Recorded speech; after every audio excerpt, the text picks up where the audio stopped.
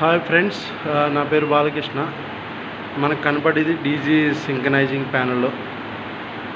పైన కనపడే 5 బ్రేకర్స్ వచ్చి డీజీ ఇన్కమింగ్ బ్రేకర్స్ అనమాట. మధ్యలో వచ్చి బస్ కప్లరు. ఇవి వచ్చేసి 380 kVA ఇన్కమింగ్ బ్రేకర్స్. ఓకేనా. ఈ కింద ఏసీబీ వచ్చేసి మనకి 1250 amps అవుట్ గోయింగ్ బ్రేకర్ అనమాట. ఇది ఒక బ్లాక్కి, ఇది ఒక బ్లాక్.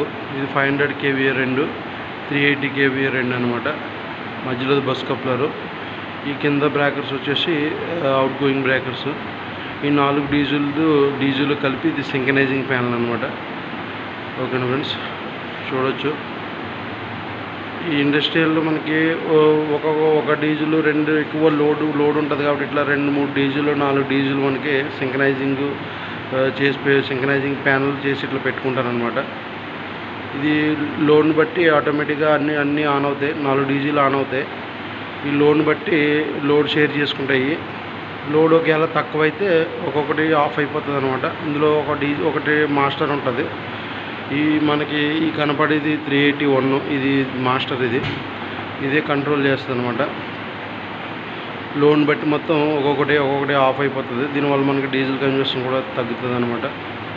ఓకేనా ఫ్రెండ్స్, ఇవి మనం మాన్యువల్గా కూడా చేసుకోవచ్చు. ఆటోలో ఉంటే మొత్తం ఆటోమేటిక్గా నడుస్తుంది. మాన్యువల్గా కావాలంటే ఒక్కొక్క డీజిల్ కూడా మనం ఆఫ్లో పెట్టుకోవచ్చు. తర్వాత మాన్యువల్గా కూడా చేసుకోవచ్చు అనమాట. ఓకేనా ఫ్రెండ్స్, ఇట్లా ఉంటుంది మనకి. పైనంతా కేబుల్ చాంబరు. ఓకేనా ఫ్రెండ్స్, కంట్రోల్ వైరింగ్ కూడా చూడొచ్చు. Auto mode ready. ఇది వచ్చేసి వుడ్ వాడిది డీజీ కంట్రోల్ ప్యానల్ అనమాట.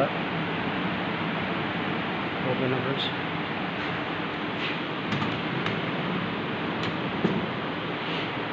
మనకి లోపల ఇట్లా వైరింగ్ సెటప్ ఉంటుంది అనమాట. ఓకేనా ఫ్రెండ్స్, ఇట్లా కంట్రోల్ ఎంసీబీలు, ఇది పీవీఆర్ ప్రివెంటివ్ది.